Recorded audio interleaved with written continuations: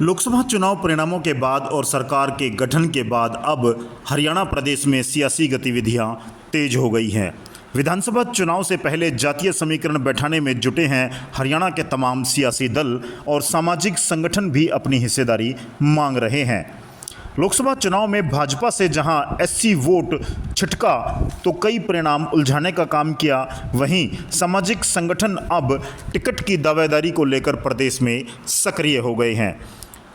लोकसभा चुनाव के बाद अब हरियाणा में विधानसभा चुनाव की तैयारियों में सियासी दलों ने पसीना बहाना शुरू कर दिया है। भारतीय जनता पार्टी के बाद कांग्रेस ने भी लोकसभा चुनाव परिणाम की समीक्षा करने के बाद प्रदेश में सत्ता के लिए अपनी रणनीति बनानी शुरू कर दी है। लेकिन इस बार लोकसभा चुनाव लगातार 2 बार से साथ रहा SC vote bank Bharatiya Janata party से छिटक गया है। एससी वोट बैंक और जाट वोट बैंक एक साथ आने पर कांग्रेस ने भाजपा से हरियाणा प्रदेश में 5 सीटें छीनी हैं। वहीं मुस्लिम वोटर भी एक तरफा कांग्रेस की तरफ गया है।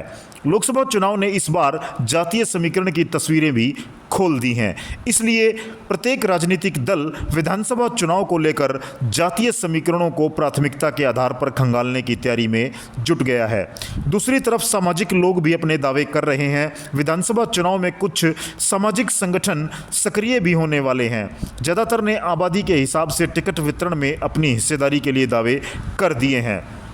लोकसभा चुनाव का परिणाम है कि हरियाणा के मुख्यमंत्री नायब सिंह सैनी ने आचार संहिता हटते ही प्रदेश में लगभग 8,000 परिवारों को 100 गज के प्लॉट का कब्जा पत्र सौंपा है। वहीं नरेंद्र मोदी ने एनडीए सरकार में प्रधानमंत्री पद की शपथ लेने के बाद पहली कलम से देश के लगभग 20,000 करोड़ रुपए किसानों को प्रधानमंत्री किसान सम्मान निधि के तौर पर सौंपे हैं। वहीं हरियाणा के मुख्यमंत्री नायब सिंह सैनी ने खुले तौर पर कहा है कि डीसी और एसपी को निर्देश दे दिए गए हैं कि वो 9 बजे से लेकर के 11 बजे तक पब्लिक की समस्याएं सुनेंगे। खास तौर से पब्लिक प्रॉपर्टी और प्रॉपर्टी आईडी और को लेकर के जो विरोध हुआ था उसको लेकर के भी अब सरकार मुखर नजर आई है। वहीं एनडीए सरकार में हरियाणा प्रदेश से जो नेतृत्व लिया गया है, जो मंत्री बनाए गए हैं, उनको लेकर के भी ये कयास लगाए जा रहे हैं कि अब भारतीय जनता पार्टी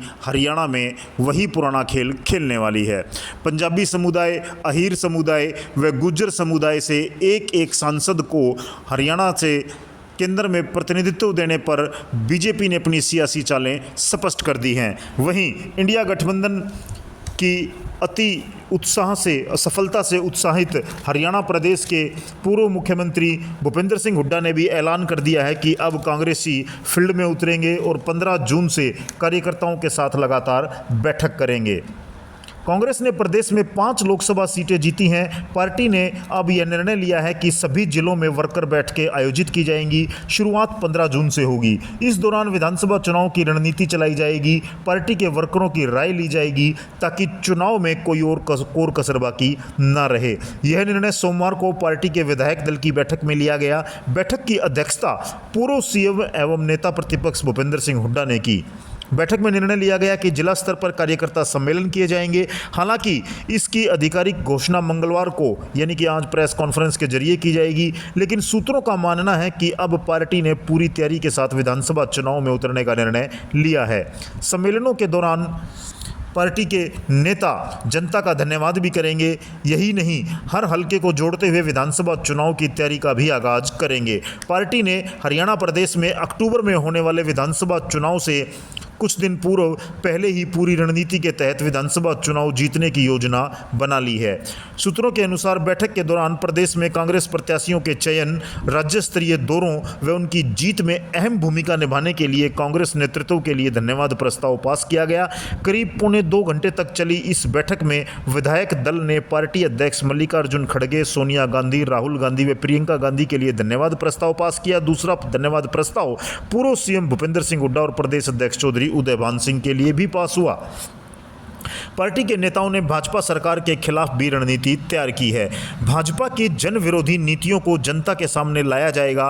पार्टी पहले ही भाजपा की अल्पमत सरकार को लेकर राज्यपाल को ज्ञापन सौंप चुकी है। अब इस संदर्भ में पार्टी के नेता चौधरी भूपेंद्र सिंह हुड्डा मंगलवार को आगामी रणनीति का खुलासा करेंगे। बहुत संभव है कि अब कांग्रेस पार्टी द्वारा राज्य की भाजपा सरकार को बर्खास्त करने की मांग राज्यपाल से दोबारा की जा सकती है। बात अगर हरियाणा में जातीय समीकरण की करें और विभिन्न जो सामाजिक संगठन हैं जिन्होंने अब टिकटों के लिए अपनी हिस्सेदारी बढ़ानी शुरू कर दी है। दक्षिणी हरियाणा विकास लोकमंच के महासचिव यादव का कहना है कि दक्षिणी हरियाणा में यादव 12-13 सीटों पर सीधे तौर पर हार जीत तय करते हैं। यहाँ पार्टियाँ समाज को इतनी टिकट देती हैं और यह उनकी मजबूरी भी है। लेकिन इसके अलावा झज्जर ज़िले के साथ आंसी आदि कुछ अन्य जगह भी समाज के लोग हैं। वहीं पंजाबी समाज से भी हरियाणा पंजाबी वेलफेयर सभा के सदस्यों ने अपने समाज के अनुसार टिकटों की मांग कर दी है। उन्होंने कहा है कि हरियाणा राज्य में सिख और पंजाबी वोटरों को मिला करके और पंजाबी बोलने वाले लोगों को मिला करके 33% पंजाबी लोग रहते हैं। ऐसे में पंजाबी समाज का भी हरियाणा में एक बड़ी टिकटों पर दावेदारी बनती है। वहीं गुर्जर समाज ने भी ऐलान कर दिया है कि हमें अपनी जनसंख्या के आधार पर टिकटें विधानसभा में मिलनी चाहिए।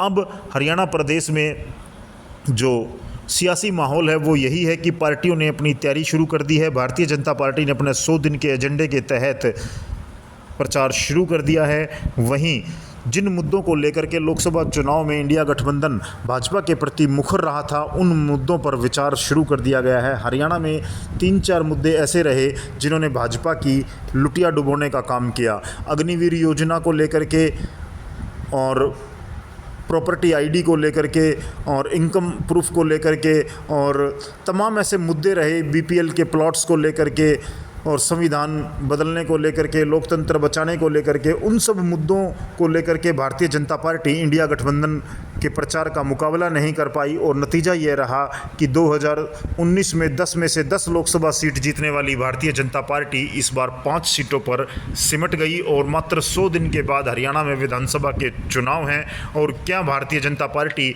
अपने 10 साल के शासनकाल में किए गए कार्यों को भुना पाएगी या इस बार भूपेंद्र सिंह हुड्डा के नेतृत्व में कांग्रेस पार्टी ने जोरदार प्रदर्शन किया है। तो क्या हरियाणा की जनता इस बार बदलाव चाहती है?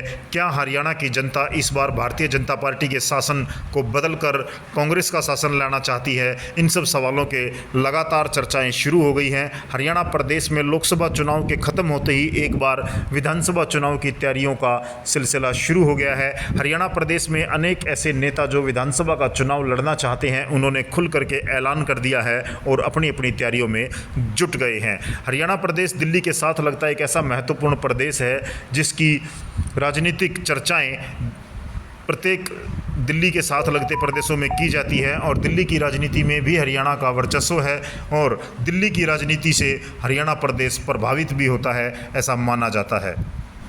हरियाणा प्रदेश के मुख्यमंत्री नायब सिंह सैनी ने कहा है कि आने वाले समय में हरियाणा प्रदेश से कांग्रेस का सूपड़ा साफ हो जाएगा। कांग्रेस घमंडिया गठबंधन ने झूठ बोलकर जो नींव खड़ी की है वह ढह जाएगी। इस नींव के नीचे कोई मजबूती नहीं है। सीएम करनाल लघु सचिवालय में प्रशासनिक अधिकारियों की मीटिंग के बाद पत्रकारों से बातचीत कर रहे थे। सीएम नायब सिंह सैनी ने कहा कि सीपीआईएम व एलडीएफ की